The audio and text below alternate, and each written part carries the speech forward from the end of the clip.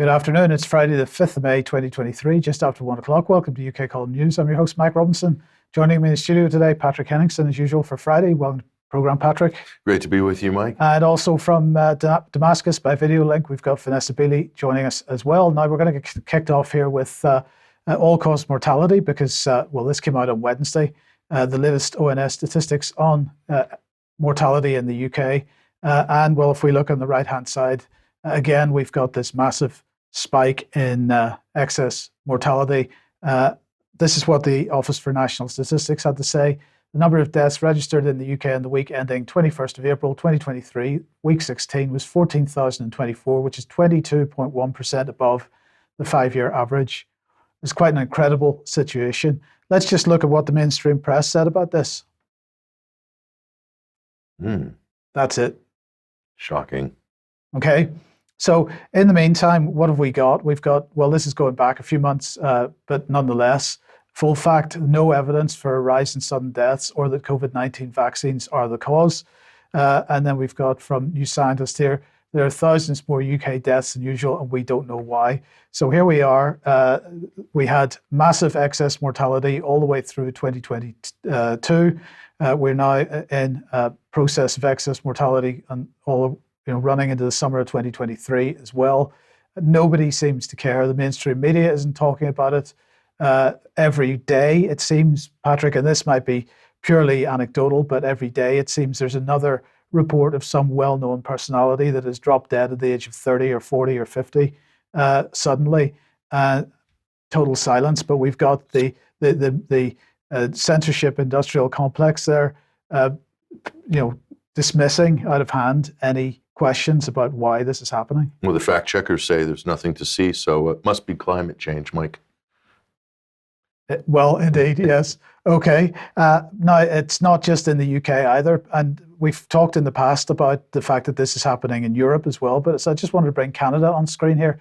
And in this case, excess deaths in Nova Scotia recently hit peak since start of COVID-19 pandemic. And this is what it says just under this little video here. Statistics Canada tracks excess mortality, the number of actual deaths above what's expected. The last time Nova Scotia had a week where the numbers were lower than what would normally be anticipated was in May 2022. So they have not had below average excess mortality since May 2022, and yet nobody asking any questions. This is a global problem, or at least I'm going to say it's not a global problem. It's a problem, it seems, that is in the countries that mostly distributed vaccinations. That's just a suggestion. We don't know the answer to that yet, but nobody's really investigating it. So there's a bit of a vacuum there. Well, you got to look at the independent variables, Mike, globally, and what are the variables that are common amongst all those countries, as you said. Massive experimental jab rollout. Yes. So who knows? Let's move on to the other news today. And of course, the mainstream press, this is their top story. Thank you for voting, said the Conservatives this morning.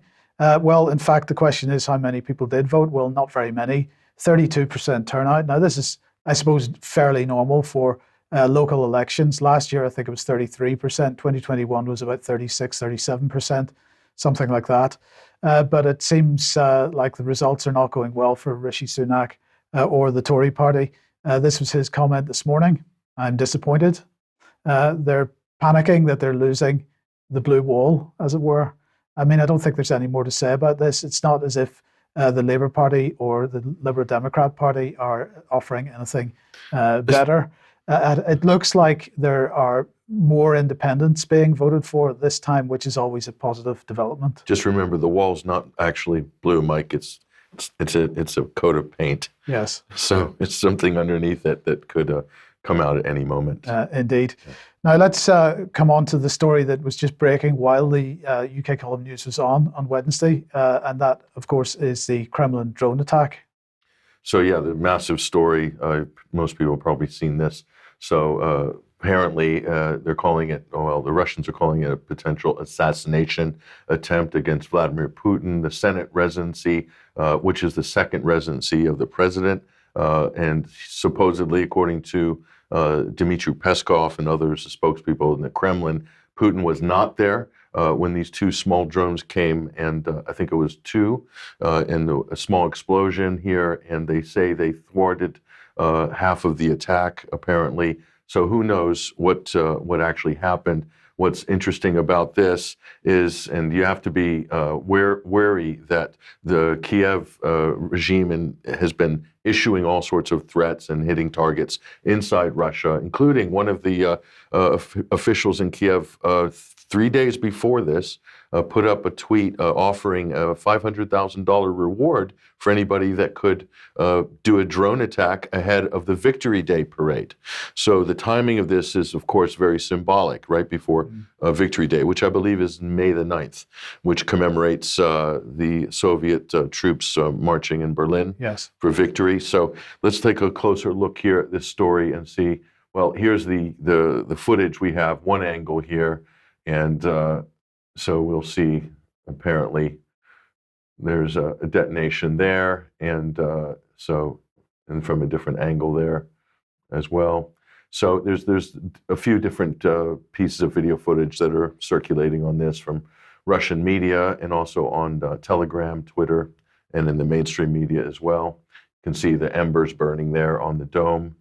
So we'll see what else we have here. Look, Robert F. Kennedy Jr. saying Russia announced today that the Kremlin has been attacked by armed drones, presumably from Ukraine. Imagine how we would respond if Russian-backed forces or anyone launched a drone attack or drone strike on the Capitol. We must stop these deranged attempts to escalate the war. Robert F. Kennedy Jr. is the only politician in the race for 2024 that's commented on this story, which is shocking in itself. And I just want to say quickly, what if a firecracker or an M80 went off on the White House lawn, or a drone tried to drop a quarter stick of dynamite or something like that? The whole country would go into lockdown.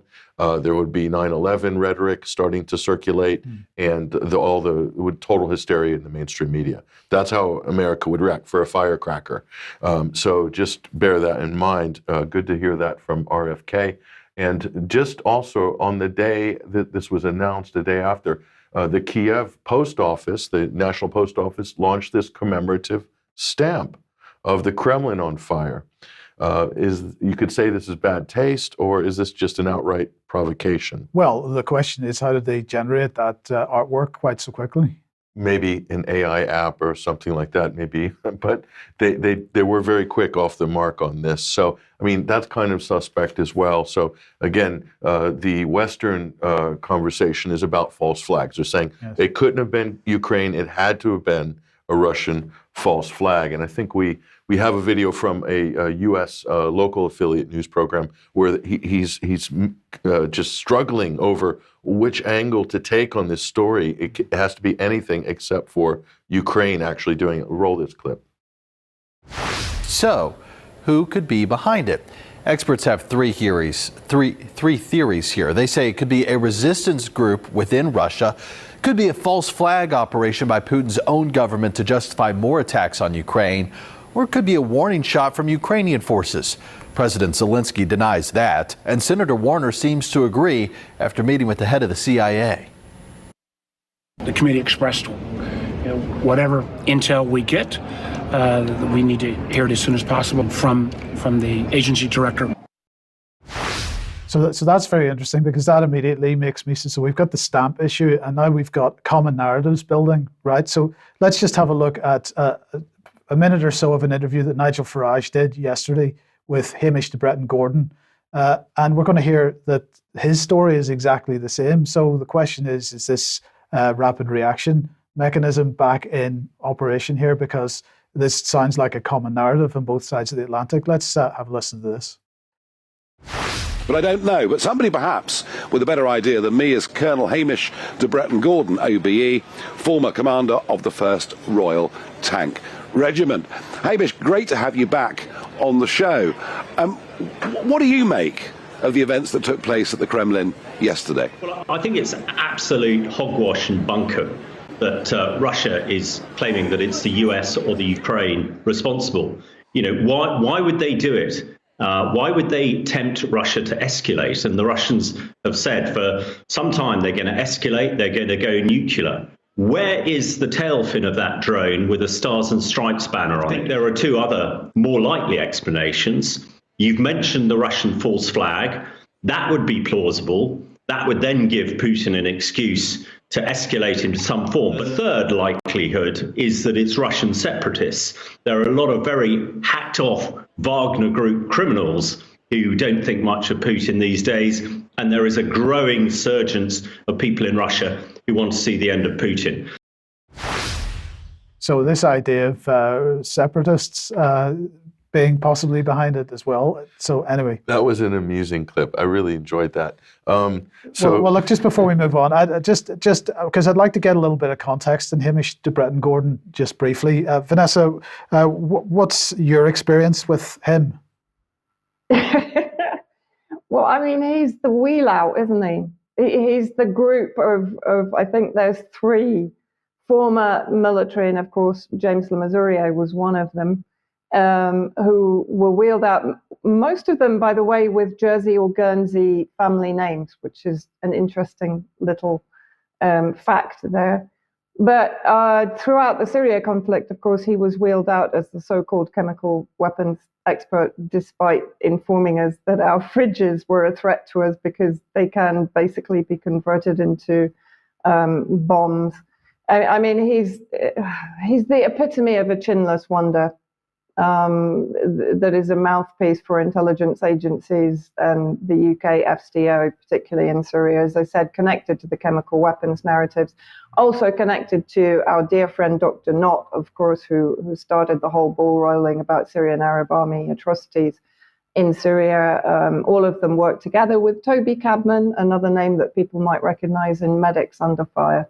So, you know, he's a well-known face in the narrative management team. Yes. Okay. Thank you. Yeah, Britain's own WMD specialist. Yes. So the Nord Stream 2 pipeline, that was another false flag. I mean, you remember when that happened, and immediately the default position in Western media and politics is, must be the Russians. They must have blown up their own pipeline. So it's the automatic reflex in the West is, it's Russians have done it to themselves. Pretty much anything of substance that happens, that's the blame game immediately. So yes. It's disingenuous on many levels. We'll show you a pattern of terrorist attacks inside Ukraine in a minute, but we should just not underestimate the seriousness of this situation here. New York Times: the U.S. is wiring Ukraine with radiation sensors to detect nuclear blasts, not just bombs, but also dirty bombs. And get this, Mike, they're able to attribute blame with these new high-tech. Oh, are they? Yes, indeed they are. So let's look at this. The United States is wiring Ukraine with sensors all over the country that can detect bursts of radiation from nuclear weapons to a dirty bomb and confirm the identity of the attacker. Isn't that great? That's incredible. That's the top-end AI systems here, Mike, so we don't need the OPCW anymore. In part, the goal is to make sure that the Russians, if Russia detonates a radioactive weapon on Ukrainian soil, its atomic signature and Moscow's culpability would be verified. So this just precludes that anybody else could have possibly set off a dirty bomb. Sorry, but correct me if I'm wrong. Ukraine was part of the Soviet Union, and in fact, most of the nuclear material, or at least a significant proportion of it, was managed by Ukraine. Yeah. During the Soviet time. So is it unlikely that Ukraine would have material that had a similar signature or identical signature to Russian material? Very likely. Or as they say in the intelligence community, highly likely. So you're right, Mike. Very well spotted there. So it's just ridiculous when you think about this, but they're setting up the narrative that if Putin's backed into a corner, he'll use a tactical nuke. You've heard all this, right? Mm-hmm. Even though Russia hasn't ever used a tactical nuke in the field, this is seen as some law of warfare now that Putin will use a tactical nuke. So you can see the whole narrative is being set up here. Now on the drone attack here, this is the U.S. ambassador, or the Russian ambassador in the United States, Anatoly Antonov, and he's saying the U.S. Lacks the guts to condemn the drone attack on the Kremlin. Now notice this is true. No Western leaders have condemned this attack. So immediately they don't have to because they default to the Russian false flag theory. This is how crazy the environment is right now around this conflict here. But look at this. Let's put some context on this. This is the second overnight drone incident at Russian refinery. So in the Rostov region, we've had 2 kamikaze drone terrorist attacks. What else can you call them but terrorist attacks against civilians and against civilian infrastructure? Kiev is basically stum on this, but it seems to be obviously coming from Ukraine. But here, look at this. They're canceling the Victory Day parade celebrations in some cities. And there's no fly zones along major cities for any drone at all in the sky. So these are the various locations. You can see on this map, Sevastopol, April 29th, Volna, May 3rd, Ilsky, May 4th, Novoshakshenk, we go back, on May 4th, and Stavropol on May 4th.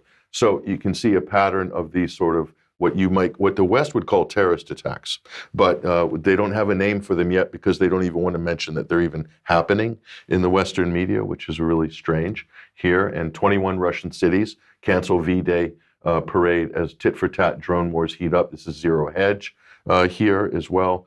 So, there's a whole pattern. In Bryansk, 2 trains, Mike, were just attacked and derailed with IEDs. This is the Bryansk region just over the border in Russia, on the Russian side, northern Ukraine. So, I mean, and not only that, in this other attack here, Belgorod, 4 civilians killed in a drone kamikaze attack. Just, I believe, in the last 2 weeks. That plus the shelling of civilians in Donetsk, in Donbass. So, I mean, that's what's actually happening. So, how is Russia going to take this? Is this going to strengthen their resolve, Mike? Or are they going to, cower back, or are they going to push? Is it going to motivate them to go forward? Well, I mean, I'm not sure that. I think they've got a fairly fixed plan. I'm not sure that any event is going to really change that, but they're certainly not going to take a step back. Yeah. So I wonder, Mike, and the other question before we leave this topic, Mike, if the U.S. doesn't know, because we saw from the intelligence leaks before that they did talk the Kiev out of an attack in Rostov because it would look bad for their public relations. And so that was intercepted intelligence the U.S. said it had. So the U.S. must know these things are happening, so including the Kremlin drone attack. So the question, did they know and not say anything, or do they not know and have no control over Kiev? 2 fundamental questions, both of them equally as frightening if you consider the ramifications of a head of state getting killed in a drone attack, assassination attack. Where would that lead? World wars have been started over such things. Indeed. So, and just quickly here, so Germany is also feeling the heat. Here's Olaf Scholz with the T-shirt guy, and this is what Scholz is saying. Well, it's important for us that weapons we supply to Ukraine to defend itself aren't used to attack in Russian territory. So he's drawing a red line there, Olaf Scholz. Major weapons to Ukraine risks NATO becoming a, quote, party to the conflict. I think, well, they're already a party to the conflict. That's German Chancellor Olaf Scholz. And let's just take a look here. Britain and others are ribbing Germany that they're not doing enough. They're not sending enough aid and weapons to Ukraine. Here's the statistics right here.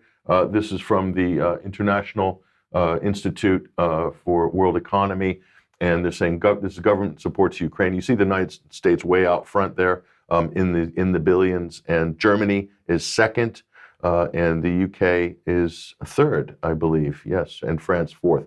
So actually, Germany is the second biggest supporter of Ukraine. So I think that's an important point to underline, because it seems like they're all ganging up on Germany. They're not doing enough to support the regime in Kiev. Yes. Okay, thanks for that. Now, Vanessa, let's move to Syria. And, well, there's been a visit this week. President Raisi of Iran. This is the first time that an Iranian president has visited Syria for 13 years, so 1 year before the regime change war started against Syria.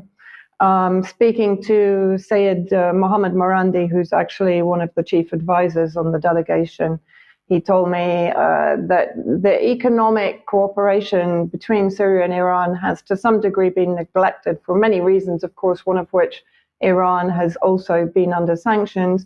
But Iran has now basically reached a point where it's dealing with the sanctions. And actually, as Mohammed said to me, Iran doesn't care about sanctions. So it's a momentous occasion. It was seen very much by local authorities and local officials as a strategic victory for both President Assad, Syria, and Iran. And if we look at the memorandum of cooperation that was agreed upon by the two presidents, if you just move forward, so they signed a memorandum of understanding for a comprehensive long-term strategic partnership plan between the two countries, which includes agricultural cooperation. When I was in Iran back in February, it was fascinating to see the number of projects that are ongoing for farming, for agriculture, and now there appears to be this growing cooperation.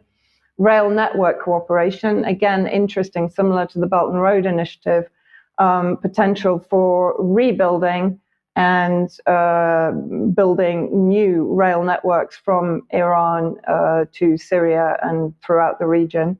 Mutual recognition of maritime certificates between the two countries. And it's been confirmed sort of in the last 24 hours that basically there is, of course, an agreement on military development, and that includes air defense systems similar to or a little bit more advanced than the Russian S-300s.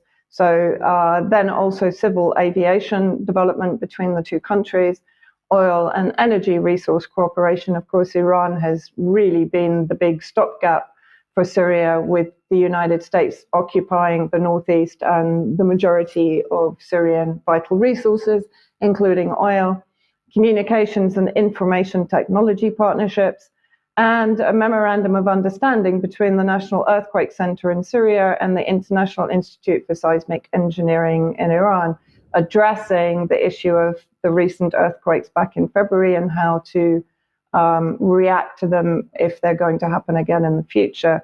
Here again, you have the president's meeting, and I have to say there was a public outpouring of support for the arrival of President Raisi and his delegation, high-level delegation.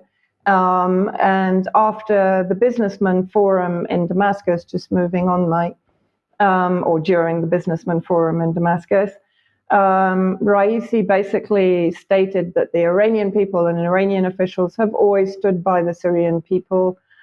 Several decisions were taken in the last meeting with President Bashar al-Assad. 15 documents were signed between Tehran and Damascus.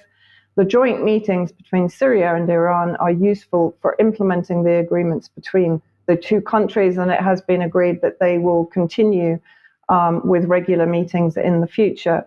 Iran has turned the sanctions against Iran into opportunities, and there is no reason that Syria cannot do the same, particularly with the help of partners like Iran, Russia, China. This visit will constitute a positive turning point to develop the relations between the two countries. The impact of this visit will impact on the economic relations between the two countries and the region as a whole. Interesting statement there, and the region as a whole. And then let's look at the history, which is sort of being repeated here with this meeting. The late President Hafez al-Assad, the father of Bashar al-Assad, was asked, why did you ally with Iran against Saddam Hussein in the Iran-Iraq war? And he replied very portentously, as you can see, just for history, the day will come when Iran will defend us, or you, at a time when the Arabs will be plunging their daggers into the chests of the Syrians. So very important two-day meeting. And what was Israel's response? Well, it didn't come after the meetings, it came before. So this was the first attack, I think, towards the end of April. This was in Homs, where they targeted a civilian fuel center and trucks and fuel tankers and warehouses, again impacting on the scarce energy availability for civilians inside Syria. So let's have a look at that. Sorry, كبير.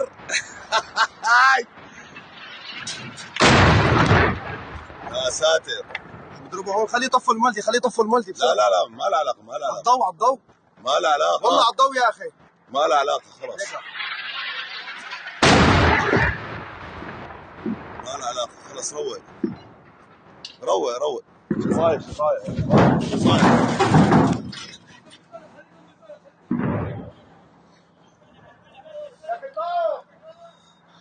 بعيد بعيد.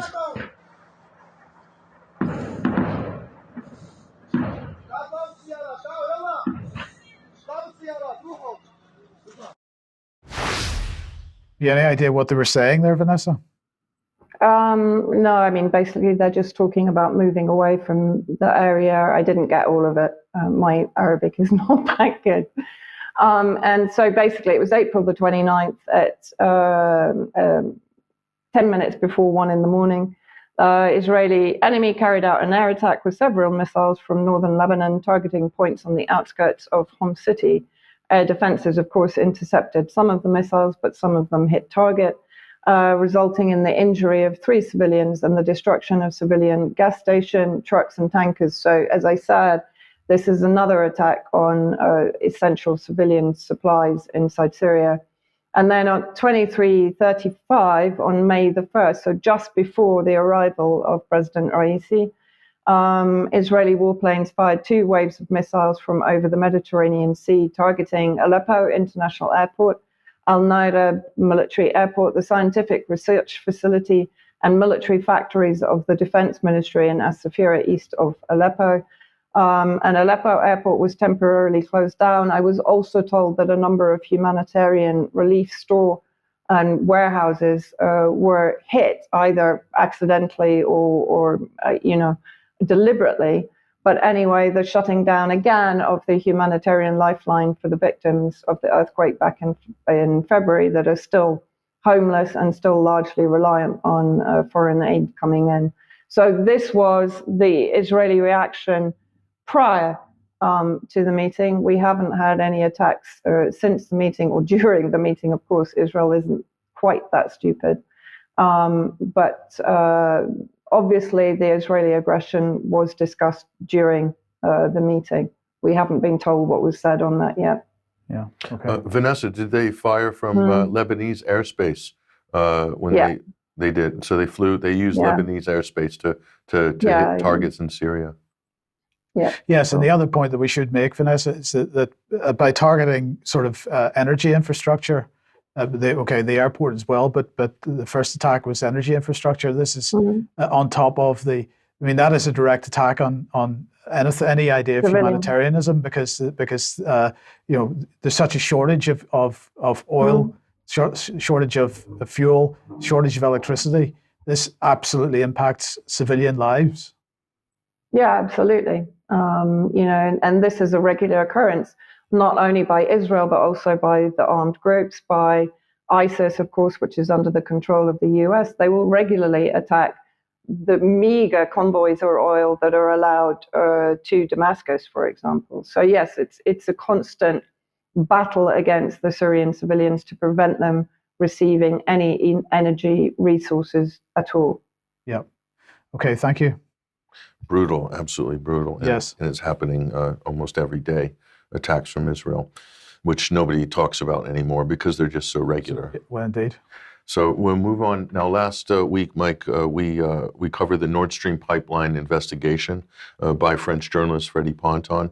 And part 2 of that investigation has come out. And I have to say, it's pretty incredible. The evidence, it's a lot more focused, and it identifies the actual components of the mission. Here's the article. We'll put that up on screen. Part 2, Smoking Guns, Nord Stream Sabotage, Secret Teams Revealed. This is an article at 21st Century Wire by Freddy Ponton. And if we go and look at this article, it's pretty incredible, the level of detail, but also the really specific in all of the different components of this mission. So he's identified all of the actual equipment, the teams, the diving teams, the components, put them at Baltops with photographic evidence as well. And we have AIS transponder, open source data as well that corroborates some of this. and also different components that would only be possible in this particular environment at that depth, and also the involvement of the oil and gas industry and the military in what's called dual-use technology. So this is an incredibly detailed report. Great job by Freddy Ponton, and we're going to bring him on to the program to talk about this investigation. I think we have him on the live link. Let's bring him up if possible. Hello, Freddy. How are you doing? I'm pretty good. I'm not sure if you can hear me, guys. Yeah, loud and clear. Yeah, we got a good Fantastic. signal. Freddy, incredible report. We want to give you a chance to go through this and just explain exactly, really prioritize what's here. What are the smoking guns? And we'll also be able to offer some visuals as well, and also give you a chance to just explain what's the most explosive findings that you found so far in this investigation. But we'll bring on here just to start, just to review what we showed last week, the means, the motive, and the opportunity. We went through all of these points: the divers in Panama City, NATO's Baltop drill as cover, the sonar buoys that were dropped later and for detonation, Norway's involvement in the mission, and also the U.S. and Norway cornering the gas market into Northern Europe. And so you've taken it another level now. We'll just update this. We now have the diving teams, which you'll talk about, in Baltops, and then also the Norwegian class ship that was there, mission capable for all of the components to do this job at that depth. And also the NATO Special Submarine Rescue Systems. We'll talk about that as well at Baltops. And you have the open source data for the P-8 Poseidon, U.S. Boeing Poseidon, dropping the sonar buoy 2 days before the explosion in September, exactly as Seymour Hersh had reported in his February 8th article on Substack. You've got that information there. And also the EU's Green Deal hydrogen industry, the absolute mapping of the future of the European energy market to comply with net zero and UN Sustainable Development and Paris Accord standards. That is all in the offing in this report, Freddy. So just start, give us an introduction, Freddy. Tell us about this. How is this report different from the first one? Well, thank you very much, Patrick. Well, actually, part two of this investigation was really about the operational aspect of what is, according to Seymour Hersh's report, a CIA-led operation which was conducted during the NATO naval exercise known as Baltop 22, Patrick. So the idea was really, first of all, to identify possible NATO member states who, from what we can tell, would have provided logistical and intelligence, but also operational support to the Nord Stream pipeline sabotage. So we truly focused our investigation on various diverse teams from different countries that are attached to the NATO mine countermeasures task group known as MCM-TG. So these guys really participated in exercises, multiple exercises, and ranging really from explosive ordnance disposal, but also improvised explosive devices. But also they got involved. We were able to see that they were also involved in the handling and operating of unmanned underwater vehicle known as UUV. And then we found out later on that they were also carrying out decompression exercises and submarine medical rescue exercises during Baltop 22. So all in all, Patrick, is these logistics, but also this training, of course, are very auspicious and represented for us what we can tell a great opportunity to provide a cover for the sabotage of the Nord Stream pipelines. And we'll just put back up on screen. You have a montage here of different diving teams. So we have U.S. Navy diving teams, SEALs, as well as Royal Danish Navy. And the U.K. also has special diving teams just for this particular type of job, correct? That is absolutely correct. You know, they're very well equipped. But again, really the essence of this job is really cooperations and several member NATO states really bringing equipment, skills, and expertise to the scene. And then as far as the ship that helped to carry out this, now Seymour Hersh said it was a Norwegian minesweeper. if I'm not mistaken. And you have narrowed that search down to a likely candidate. We're not saying that we know for sure, but in terms of where it is, its position, the timing, its capability, this is a Norwegian Ron-class patrol vessel. Tag is A537. According to your report, Freddy, this is one of the most capable vehicles, and you can place it at the scene of the crime? Well, there's more than one. I mean, we obviously are releasing the information in a very small amount, not to overwhelm the public with too many informations. But really, we went after the diving teams, and that's how we actually found some of the vessels. So it's only one of them. There's many others, but we really can place the relevant mission-capable military ship that are, obviously taking on board specialist diving teams that are in position to conduct an explosive and a sabotage, if you will. So you get on one side a U.S. explosive ordnance disposal mobile unit, which we talked about in part one, known as EODMU-8, and others as well, squadrons. And then we have also the Royal Danish Navy divers assigned to NATO Mine Countermeasures Task Group, which, and we can see them really conducting exercising alongside the Norwegian Ren-class patrol vessel known as Magnus Lagabøte. So these are really divers that we believe to be part of a pre-deployment team, scouting the mission perimeter and preparing and marking the site where these explosive charges needed to be laid.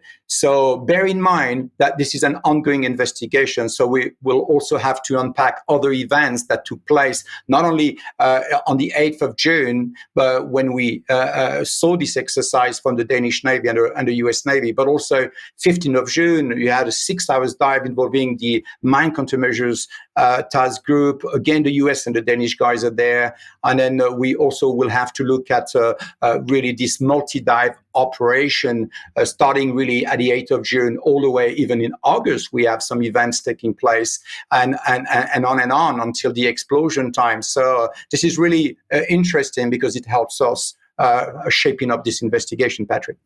And one of the other things is NATO's Special Submarine Rescue Project, which has just come online, really, in the last year or two. And this makes this mission possible. And this is an important component, isn't it, Freddy? Explain why. Because this isn't just about divers jumping off the side of a boat, planting some C4, and then swimming back to the surface. You're talking about getting through the concrete casing of the pipelines. You need all sorts of equipment. This is a long job. This means you have multiple teams possibly being rotated to the surface and down to the floor as well. This is a sophisticated job. But go ahead and explain this, and we'll play the video in the background as you talk, Freddy, of one of these from Forum Energy Technologies, the Rescue Submarine Action. This is NATO approved. This is a NATO contract. But just take us quickly through this part of the story.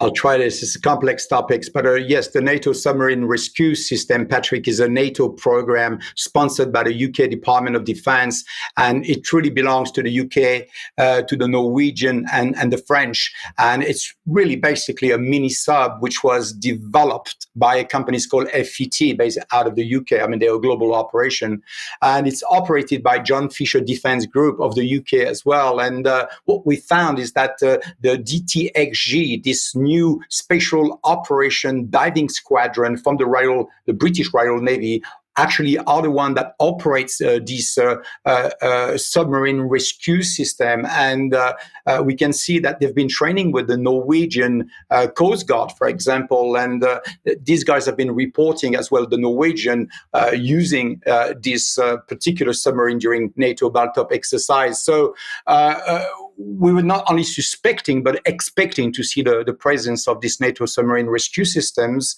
And what I would add, just to finalize this topic, is that we were talking about dry combat submersible and the ability for repressurizing the entire hyperbaric space within the dry combat submersible. So we saw US SOCOM, the Special Operation Command of the US Navy, investing money and time in trying to identify, even to the point of a commissioning a comparative study, to see whether this was possible or not, because you can start basically the decompression process, during the missions, and you gain a lot of time. But we lost kind of a track with the fundings, and it went what I would say dark as a funding. So we would assume that for a layer of security, a layer of the one go, if you will, extractions of the diving team to be placed in the recompression chambers on board of the mothership, then I think it makes sense for these guys to be there, and it's well explained in the article. Yeah, and the project went dark, so possibly went under classified status right before Baltops. That's Very interesting find, Freddy. And now for the Poseidon. So Seymour Hersh said that a P-8 was dropped there over this site afterwards, 2 days before in September. And so we have the open source data. We'll credit MonkeyWorks for providing the open source data. But just explain very quickly, Freddy, what we're looking at here. Well, first of all, the P-8A Poseidon is delivering a sonar buoy, according to Seymour Hersh. Now, the sonar buoy is an expandable sonar system that is really dropped or ejected, I would say, out of a plane. And then the buoy is equipped to detect underwater sounds and basically has the ability to transmit a signal via radio. So the P-8 can take up to 124 sonar buoy on board. And we know that looking at the specs of this flight, it has undergone quite a significant design modification that allowed him to carry out missions, what I call low altitude missions. So it's very interesting, this plane indeed. And as you mentioned, MonkeyWorks has done a fantastic job at showing with open data source that we were able to track different Poseidon around the world. But briefly, sorry, Freddy, we're looking at the air refueling over the U.S. base, I believe, in Germany or Poland, and then the plane is coming back to Bornholm Island, exactly where the spot is of the Nord Stream pipeline, drops the buoy, and then heads westward via Iceland. And this is all on the open source data. So this pretty much matches up, doesn't it, with Seymour Hersh's article? Yeah, pretty much, yeah. So that's the sonar buoy. And then, Freddy, now lastly on one of the main points of this article is the energy question. So blue and green hydrogen, who benefits? So this is a much bigger story, isn't it? This is about the future. So Nord Stream is just a piece of a bigger story, is what you're saying. Go ahead and quickly explain this to us. We just have a minute or two left.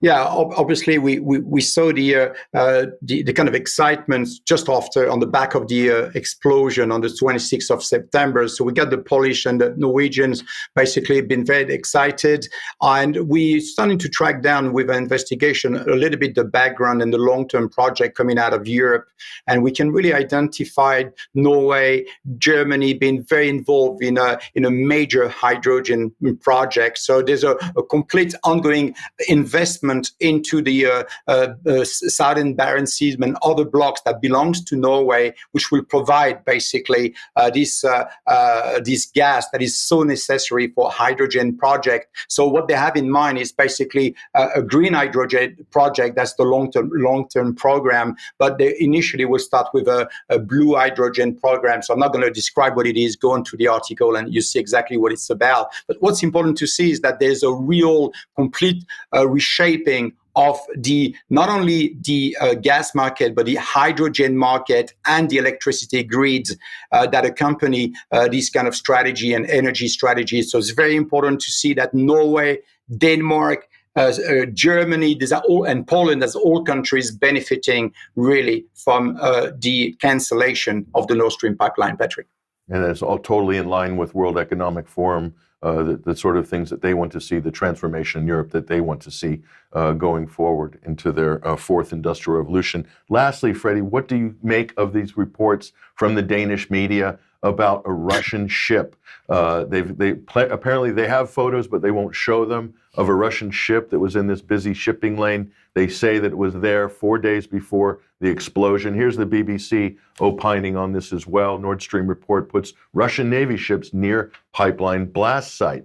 This suddenly appears, this information after all this time from Danish intelligence. What do you make of this story? Well, it's again, this has to be part of the warfare on information. If you have NATO member states conducting basically an act of terrorism, which is nothing else than an act of war on other NATO member states, you get a huge problem in your hands. So you got to come up with any kind of story that's going to be able to counteract the efforts, not only Seymour Hersh's, but my efforts and many other people's efforts to try to prove that this was indeed a US-led effort, but also had a lot of help from NATO member states. And as far as the submarine and the submersible, the Russian submersible, I think I found it. And if you look on the backdrop of your video, you'll see it is laying down just behind Mike there. I think it's a blue and red submarine, so we'll find it there, I think. Yeah, okay. Somewhere in Plymouth Harbor, right? Yes, indeed. Well yes. spotted, Freddie. I appreciate you. He's watching Plymouth very closely. Yeah. Thank you. Listen, Freddie, all jokes aside, this is an incredible piece of investigative journalism. We really appreciate your hard work on this, and we look forward to, it's an ongoing investigation. I know you're doing more work on this, and we'll try our best to report on what you find when you find it. Okay, thanks. Let's move on then. If you like what the UK Column does, you'd like to support us, please head over to community.ukcolumn.org. There are options to help us out there, or you can pick something up at the UK Column shop. But please do share anything you find on the various platforms, especially on ukcolumn.org itself. Now, we're going to come back to the interview that Nigel Farage did with Hamish de Bretton-Gordon because they began talking about China. Let's just have a listen to this. But Hamish, I just wonder about this war. A very interesting comment overnight I've seen from Vivek Ramaswamy, who's running to be the Republican nominee. Now, he's not going to win, but he's a very intelligent young man. And he's made a point overnight, and it's been on my mind. He's basically saying that Putin has now become China's proxy. We've driven Putin, or he's driven himself, into the arms of China, and that effectively what China want is for Putin to continue this war as long as possible, to exhaust those that are backing Ukraine in terms of munitions, and goodness me, we're down to just a few thousand artillery shells in this country as we speak, and that this is all somehow a cover for China to invade Taiwan. What do you make of that theory? And do you feel, as I do, that increasingly Putin frankly can't move or do anything without the Chinese saying yes? Well, Nigel, I agree. It's a really complex situation. The Chinese are definitely playing a role here. But the fact that they're not arming the Russians, I think that is probably a significant thing. I agree that, the Chinese, it sort of gives them a red light to invade Taiwan if they see fit. But also, you'll know far better than me, I expect, that China is so reliant on the US economy, on the European economy and the British economy to keep its strange brand of communism going, that it has, it doesn't want to see the death of those. I also agree with you that Putin is trying to draw this war out as long as possible, throwing the young men of Russia into the meat grinder so that the US in particular start to lose faith in the Ukrainians, stop giving them the weaponry they need. And of course, again, with the US and the UK having elections coming up in 12 months, politicians here and over the water are looking that way. That's why it's so important that we enable Ukraine to get this over with as quickly as possible. And I'm confident if we give them the ammunition that they're short of at the moment, we've already given them the tanks and everything else, that they can prevail. But you're right, China is where we really need to be focusing once Russia is sort of out of the game, which I hope they will be soon. Okay, so I'm just going to say, Vanessa had her head in her hands for most of that, and we'll get some thoughts from Vanessa in a second. But I just want to break this down a little bit. Let's look at what he had to say, because everything that he said was 180 degrees out. It began with this comment: the Ukraine war gives China a red light to invade Taiwan. Well, of course, you don't say that means that they're not going to invade. You would say it gives them a green light. So he's got that 180 degrees out, first of all, right? Red. So second of all, China is reliant on the US, EU, and British economy. Well, that's really an interesting statement, because just on Sunday, this past Sunday, The chief executive of Mercedes-Benz gave this to one of the German Sundays. He said, the major players in the global economy, Europe, the US, and China, are so closely intertwined that disengaging from China makes no sense. This is for the Germans. That would be unthinkable for almost the entire German industry. He was absolutely saying 100% that in fact it's German industry, EU industry, British, US industry that is reliant on China just as much, if not more, in fact, much more than the Chinese economy is reliant on us. Anyway, Hamish de Bretton-Gordon went on to say that Putin is throwing the young men of Russia into the meat grinder so that the US starts to lose faith and stop giving them weapons. Of course, it's not the Russian troops that are in the meat grinder at this point. It's the Ukrainian troops that talk about the meat grinder and so on. So total propaganda. Total propaganda. But the key point that he wanted to make was bomb China. That's basically what it boils down to. That's what he's calling for. So we've got Hamish de Bretton-Gordon. We might say that we wouldn't expect anything other than that type of rhetoric from him. But frankly, Nigel Farage is clearly GB News' chief war propagandist now, because he's demanding, he's calling for, in this interview, conflict with China. He's not asking for cool heads and common sense here. He's sounding like a Fox News neocon pundit. I mean, Yes. He slipped into that role. Well, he has, because of course he comfortably. just spent the last couple of days with Donald Trump. So he's absolutely swimming in those seas. Talk tough, look tough. No, so what they're saying is the domino effect. This is just a rehash of the Cold War, that if we don't stop communism in Laos, it's going to spread to Vietnam. So that sort of crazy thinking is what got the U.S. bogged down in Vietnam for 10 years, a total disaster. So what they've done is just recreate this binary, democracy versus authoritarianism. If we don't stop Putin in Ukraine, he's going to steamroll to the Atlantic over Europe, and then he's going to give the green light, not the red light, sorry, to China, and they're going to. So look, if you ask the average European, Mike, you ask, if China took Taiwan over, would that change your life at all as a European? Does it have any effect on your day-to-day life? The answer is no. The only difference in the United States is they're so heavily propagandized that this is somehow a red line and it can never be crossed, and Taiwan is a sacrosanct, embryonic democratic project, must be protected at all costs, even World War III. I mean, total propaganda. We're saturated in these fake propaganda narratives. It's unbelievable. Vanessa, I'd be interested to get some thoughts from you. Well, I mean, it's just pure comedy. I couldn't even watch it. I mean, it's gobbledygook. And anyone that is watching this and thinking that it is salient, intelligent analysis, it needs their head examining. We're going to war on the word of, or on the analysis.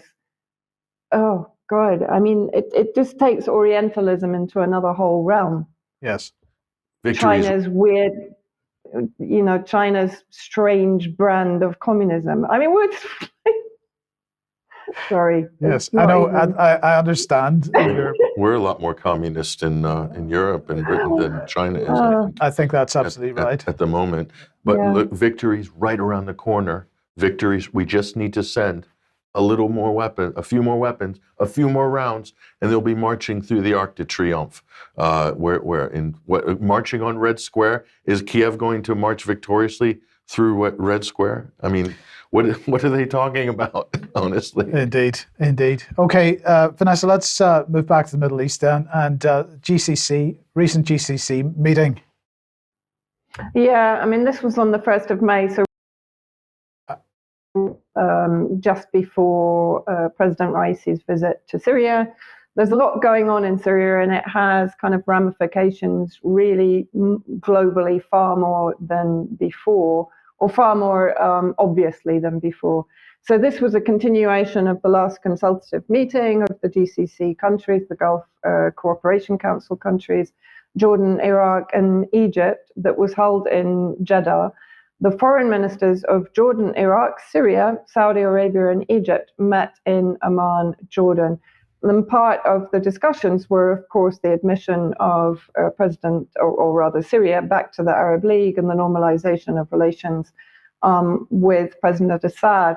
And then at the same time, so while this was going on in Jordan, a meeting between Zhai Jun, special envoy of the Chinese government on Middle East affairs, was going on in Damascus, the same palace where President Assad met President Raisi of Iran. And the very strong message from President Assad during that meeting was that it was necessary to abandon the US dollar in trade and to pivot towards the Chinese yuan. What is very interesting now is Assad's involvement on a much wider range of issues globally. And interesting schism, as I see it, between US response to the normalization of relations with President Assad by many of their allies, including Saudi Arabia. Egypt is very much perceived as an ally of the US. Jordan is, let's say, it's a little bit positive compared to the rhetoric of US officials prior to February this year. Actually, from the earthquake onwards, these changes started to take place. So the US is encouraged that the Arab-Syria meeting in Amman emphasized shared priorities. The White House tells The National that it hopes the Assad regime, rather government, follows through on commitments, but US is wary of normalization push. But then having a look at a couple of the comments in there, so President Joe Biden's administration said again it was encouraged after an Arab meeting in Amman to discuss normalizing ties with Damascus. Again, despite US opposition to bringing President Bashar al-Assad back into the fold.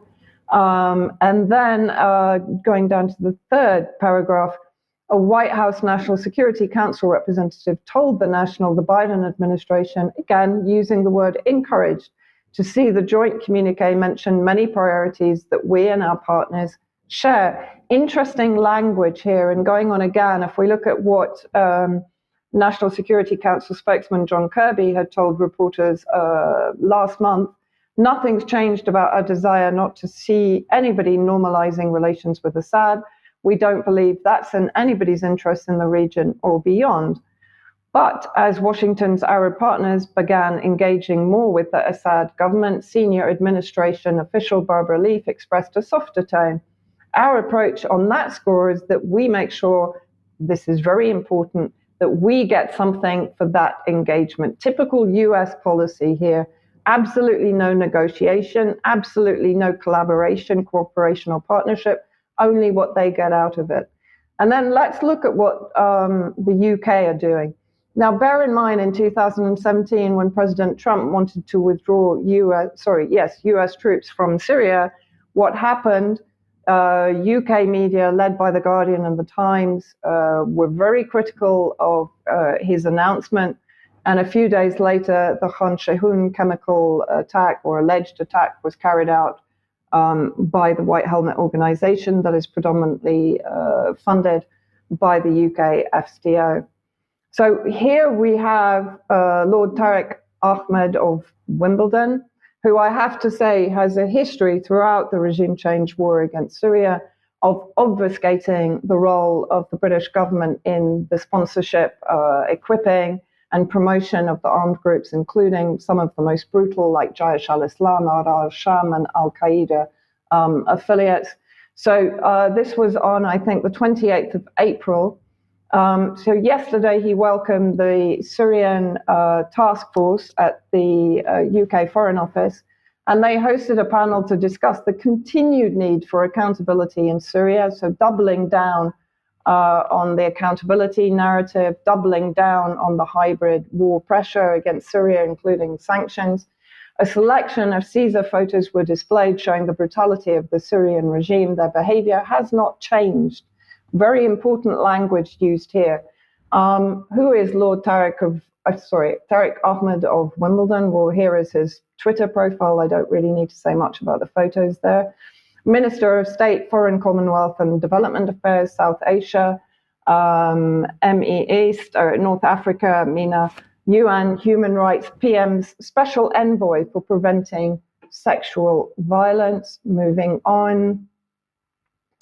So if we look at the meeting that he held here, you have in the center of two characters wearing balaclavas, very strange attire to appear in the Foreign Office.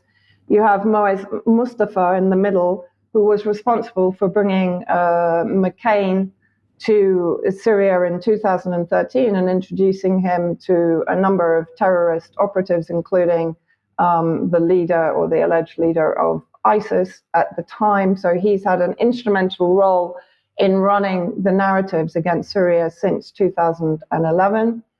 And then let's have a look at Lord Ahmed's statement. The Syrian people have endured unimaginable suffering, while the propaganda merchants of Damascus, Moscow, and Tehran, ultimate irony there, seek to rewrite history. The evidence we can see and hear today underlines where responsibility for these abuses principally lies with the Assad regime and its allies, Russia and Iran. I have to say, if people want to look up what the Caesar documents are, there's a forensic investigation by journalist Rick Sterling that's available online. Just put in a search for Rick Sterling and Caesar, you'll find it, discrediting it. Most recently, the UK acted swiftly to respond to the devastating earthquakes of 6th of February, increasing support to our partners. Now, the partners, of course, are effectively Al-Qaeda and other terrorist groups in the northwest in Idlib, supported by the White Helmets, which is of course, an entity created by UK intelligence agencies. And we were able to provide a package of support worth more than 43 million. Well, that 43 million did not come into central Syria, of course. It went to the northwest corner, which is dominated by Al-Qaeda. The UK also uses our position in the Human Rights Council and at the Security Council to highlight the scale of human rights abuses in Syria. We will not let up. So that gives you an idea of what UK foreign policy is compared to US. And this is a response from Peter Ford. Many people will already know him, former UK ambassador to Syria. And I also have to note that if people were writing to their MPs and requesting that sanctions be lifted on Syria, the round-robin copy-paste reply that they would have got came from Lord Ahmed. So here Peter says, how good to hear that the Foreign Office is calling for accountability over all the war crimes committed in Syria. So can we now look forward to the FCO referring itself to the International Criminal Court for all the crimes it has committed against the Syrian people, such as support for terrorism? How appropriate that the stooges on stage with Lord Ahmed were fully masked up. Well done, Foreign Office. Such as targeting civilian populations with scattergun sanctions, some of the most vicious being precisely the Caesar variety celebrated by Lord Ahmed, such as working to prevent reconstruction in war and now earthquake-damaged Syria. And he went on, seriously, is this what it has come to for the Foreign Office, seeing its policy of isolating Syria collapsing around its ears, putting on pathetic stunts about accountability when the Arab world is queuing up to normalize relations with Syria? Guys, you are just talking to yourselves. The world has moved on. Syria has stood defiant in the face of all your bullying and stands now on the edge of a remarkable recovery. Swallow your bile, Foreign Office. Stop being bad losers. Cut your losses by asking Syria for kind permission to reopen the embassy I used proudly to head. Strong words from Peter Ford and very necessary, I think. Yes. Thoughts? No, I think that pretty much says it all. Yes. Okay. Thank you, Vanessa. Thank you very much. Now let's just move to Sudan briefly. An update from the British government yesterday on the evacuation. So they claim that the UK has completed its evacuation operation in Sudan, airlifting 2,450 people to safety. Thank you to all those involved. They say we're pressing for a ceasefire to bring about a permanent end to the violence and enable the delivery of humanitarian assistance to Sudan. Well, they may claim that they're pressing for a ceasefire, but in the meantime, in the United States, Joe Biden has decided that sanctions are the right way to go. So he has issued an executive order signed yesterday authorizing future sanctions. Now, the details of the sanctions are not yet public, so we don't know what is going to be imposed. But he said the war in Sudan is an unusual and extraordinary threat to the national security and foreign policy of the United States. Do they have intercontinental ballistic missiles, Patrick? Who? Sudan. Not that I know of. So could you explain how this is a threat to U.S. national security and foreign policy? Well, okay, maybe if they're worried about what Russia and China are doing in North Africa, then they might view it that way. But anyway, he went on to say the Sudanese people suffered 30 years under an authoritarian regime. There's that word again. But they never gave up on their commitment to democracy or their hope for a better future. Their dedication brought down a dictator only to endure a military takeover in October 2021, and now more violence among factions fighting for control. Well, in fact, there was a ceasefire announced yesterday, a 7-day ceasefire yesterday. Now, apparently, it's not 100%, but that was announced yesterday nonetheless. So the situation in Sudan rumbles on. In the meantime, the question in North Africa and the Sahel region of Africa in particular, of Russia's influence there and China's influence there, well, we get another clue because here's Ibrahim Traoré, who's the interim president of Burkina Faso, very satisfied with their military cooperation with Russia. And besides, Burkina Faso's cooperation with Russia dates back a long time, and we're wanting to develop it further and move it on. So more and more North African countries aligning themselves towards the east rather than the west. I suspect, Patrick, that what we will just see, as Vanessa has mentioned on several occasions over recent weeks and months, is more and more destabilization in that region. Absolutely. Hate speech. Well, Alex was talking a little about this legislation in Ireland on Wednesday's program, but you got an update? Yeah, I mean, I'm glad you guys kicked that off on Wednesday, but this is just an unbelievable piece of, as you know, yes, an unbelievable, egregious piece of legislation. There's Leo Varadkar himself. So the hate speech consultation, they did kind of like with the online harms in the UK, an open consultation. The public weighed in, Mike. Let's look at what the public said in Ireland about this crazy new hate speech legislation here. And I'm going to direct people to an excellent Irish blogger. His name is Keith Woods. You should be following him on Twitter for updates on this and other stories about what's going on in the Republic of Ireland. He says, here's your liberal democracy. 73% of the respondents to this online consultation, to the government's consultation on hate speech, the laws were opposed to the laws. So this follows polls earlier this year that found that only 19% of the public wanted hate speech laws. So that's according to an RTE poll we'll show you in a minute. But despite this, almost 90% of the elected members of the Irish Parliament voted for this legislation. And so let's look at that for a minute. So as Keith has said, there's the poll, Mike. That was March 2022. Only 19% support such laws. That's RTE, so that's a mainline BBC equivalent in Ireland here. And here is the vote. There it is. 110 for, 14 against.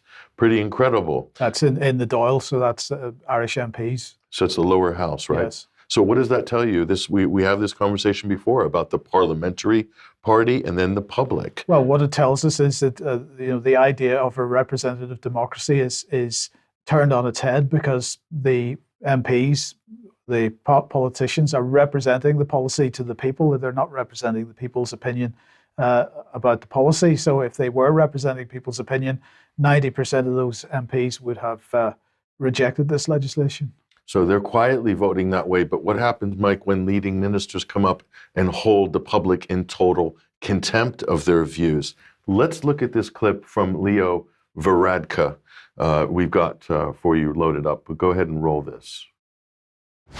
Taoiseach, your government conducted a public consultation regarding hate speech laws where citizens were asked to give their thoughts on the issue, and out of the thousands of responses from private individuals, over 70% were not supportive of such laws, and yet you're proceeding with them anyway. So my question is, why did your government bother to do a public consultation if you were just going to ignore the results?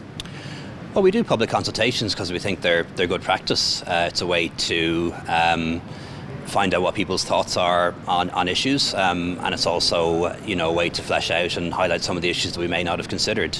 But we're also wise to the fact that the vast majority of people don't make submissions to public consultations. We have to bear that in mind. It's only a small portion of the population that participate in these things, so it's not necessarily reflective of public opinion. And also we're wise to the fact that very often submissions are organised, and campaign groups will organise responses, so we're clear with that too. But why hold the consultation if the end result is just going to be disregarded on the basis that it's not representative of public opinion? What's the point of it then? Well, the point is that we're a democracy, and in Ireland we have elections, and decisions are made by the government and the elected parliament. They're not made on foot of public consultations or opinion polls. That's not what they're about. They're about testing the temperature. So is it just for show then? No. So we don't want a referendum on a constitution in the EU. Public votes against it. So we'll just hold it again, and we'll just keep holding it until we get the right answer. This is the same attitude. Exactly the same thing. So there's Leo Varadkar. So he defends disregarding the results of this public consultation on hate speech, and he's arguing that these consultations are hijacked by campaigning groups. So, and they're not reflective of public opinion. So they're totally worthless, according to Leo Varadkar. I mean, it's so cynical. Yes. It's unbelievable. And I really, I feel for the people of Ireland that they have to endure this government. Well, of course they don't have to, and it's about time the people of Ireland stood up and got rid of this crowd. Well, they have a little problem in Ireland, Mike, that you might be familiar with. The amendment in 1959 to the Irish Constitution, what's it called? First past the post. It makes it kind of difficult to see the sweeping changes that we see in the houses in European parliaments, for instance. Well, okay. But that's one of the problems. It's a lock there with the three-party duopoly, you could say, in control of the Irish government there. Incredible. Yep. Incredible. Okay, well, look, sticking on the censorship issue, let's bring this on screen now. In Utah in the United States, Pornhub, the pornography website, has decided to block access to users in Utah because the Utah state legislature is bringing legislation in which requires age verification before you can access adult websites. Now, if we look at the two sides of the argument on this, this is one, that pornography should not be available to children, and so we need to legislate to force companies to ensure that it's not available to children. The other side of the argument is it's parents' responsibility to police their children's use of the internet. So we'll talk about this a little bit in a second. So here is the legislation itself: online pornography viewing age requirements. This is 23 general session, and the sponsor is Todd D. Weller. So that legislation is going through at the moment. This is all about age verification on adult websites. And I just want to remind everybody, of course, this is absolutely a key part of the UK's online safety bill. I've put it fourth on my list here, age verification. And where does this lead? It absolutely leads to digital ID. It can lead to no other destination. Now, if we see websites like Pornhub that many people use, no matter what you think about it, many people use these sites. If you see that those types of websites starting to remove themselves from local internet, we're starting to see the balkanization of the internet, number one. If we start to see end-to-end encryption banned, as the online safety bill is arguing for, then we start to see Signal and WhatsApp and organizations like this starting to withdraw from local internet. And we start to see the balkanization of the internet. And if people don't want to see that, then there's going to be demand for some form of solution. And the solution, as I say, is going to be digital ID. Now, just as a comment on the pornography industry, I just want to remind everybody, back in 2014, the UK column came under attack from a little organization called ATVOD, the Authority for Television on Demand. So if you look at the first paragraph of this article, it says, last Wednesday, all video on demand content for which the UK column had editorial responsibility was removed from YouTube and this website, that's UK column website, following demands for regulation by ATVOD, a subsidiary of Ofcom. Now, we took them on this, but we also had quite a bit of communication from representatives of the pornography industry in the UK, because they had been in communications with ATVOD for quite a long time before we had, and their view was that ATVOD was attempting to regulate the entire internet. Now, ATVOD, of course, disappeared following its fight with us, and the responsibilities that it held were brought back into Ofcom. But the policy that ATVOD represented at that time hasn't gone away, and Ofcom is going to become the regulator of the entire internet. And we might not like, as individuals, what organizations like Pornhub do, but the fact is, if we are willing to accept legislation in order to put limitations on what these types of organizations can do, then we're shooting ourselves in the foot. You know, at the beginning of that, I showed two sides to the argument.